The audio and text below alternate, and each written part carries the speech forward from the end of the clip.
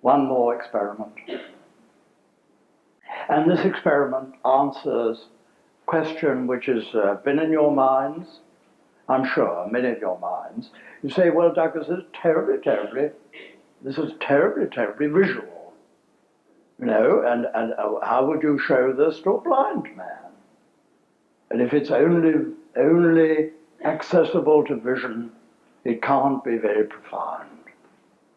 So I'm sure you must have felt like that. So our last experiment this evening is to check out whether this is available to other senses than vision. But again, you're the authority. Again, don't believe a thing Douglas says. I shall ask questions, you must supply your own answers, silently, of course. And for the purpose of this experiment, please may we all shut our eyes and keep them shut.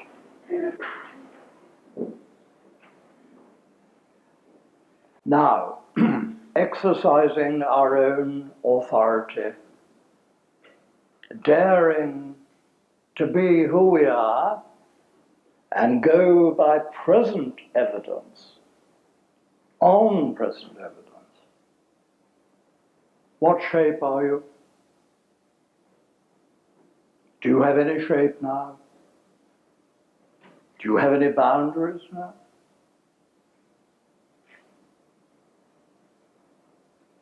On present evidence, how tall are you? How many toes do you have?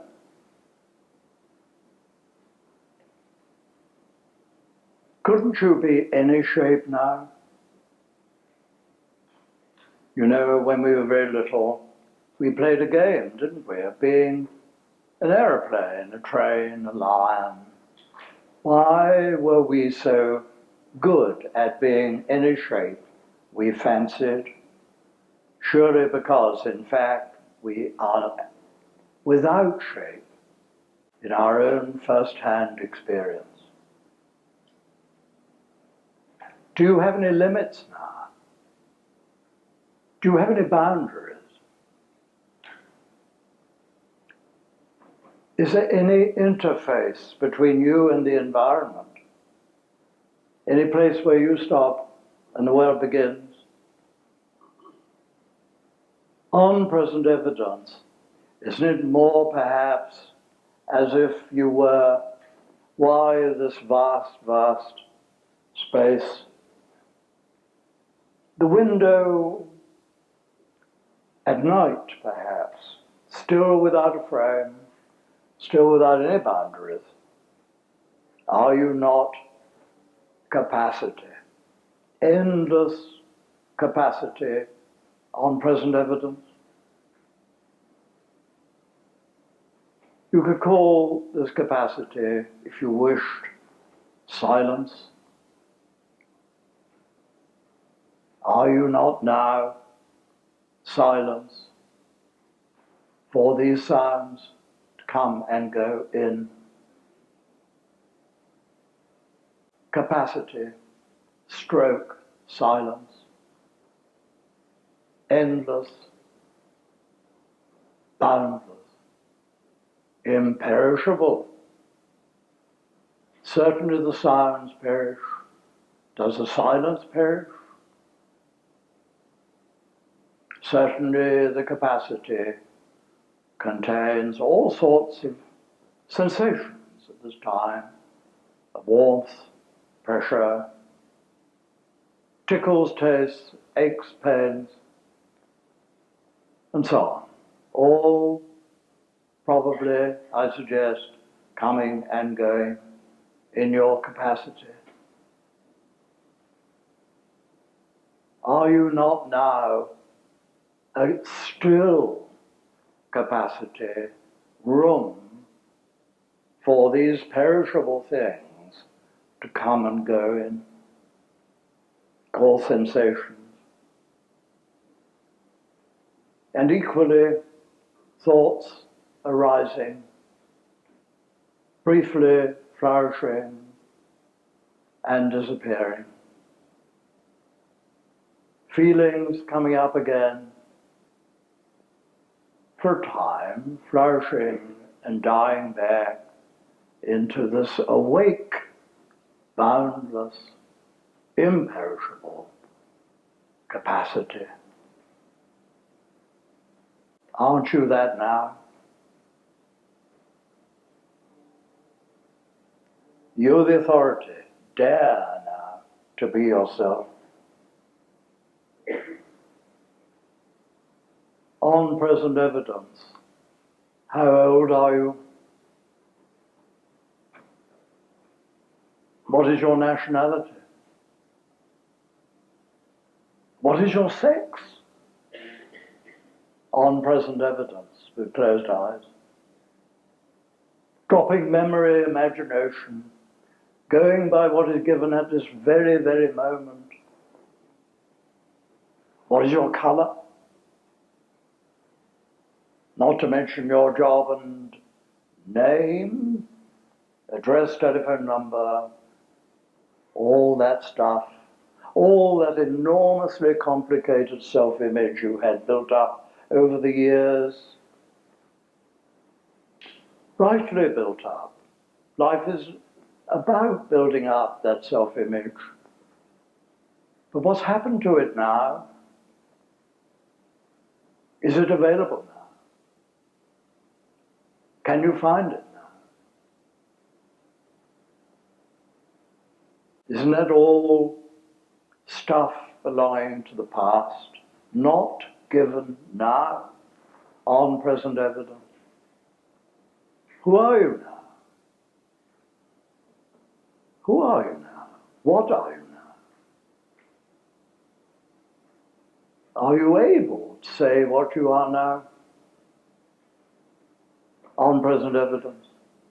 What remains of all the stuff that you and I had built up, this enormously complicated picture of our personality, our humanness? What's happened to it? So what are you able to say now about yourself? On present evidence, can you say, I'm this, I'm that, or I'm the other? I suggest, I don't know, but it's only a suggestion. I suggest that if you're really going by present evidence, you are unable to say, I'm this, or I'm that, or I'm the other. But are you destroyed now? Are you unable to say, I am? Wait a minute, what a name to have. I am. Whose name is that?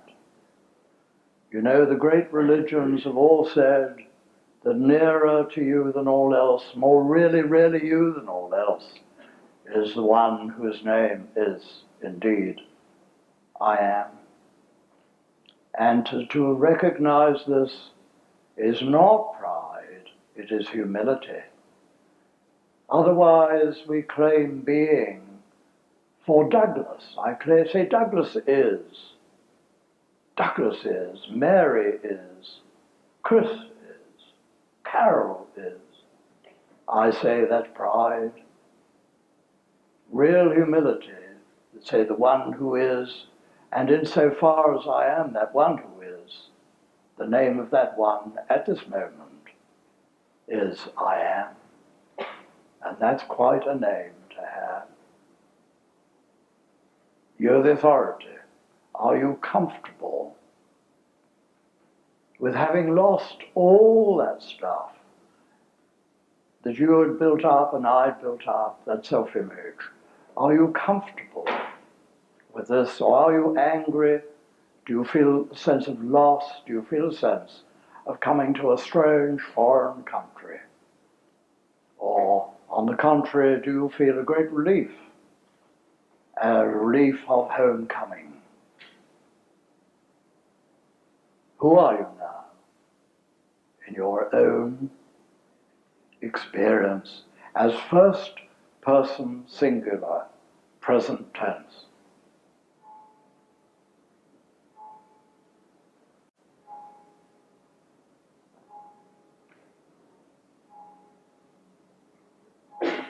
I suggest you're the one who is absolutely imperishable, the one who is love itself, the one who gives her or his life for his friend.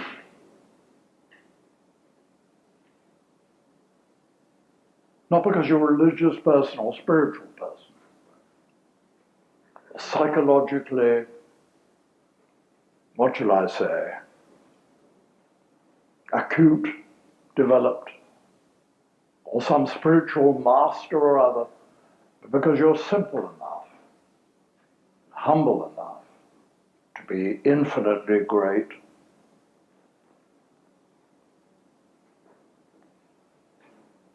On present evidence, who are you now?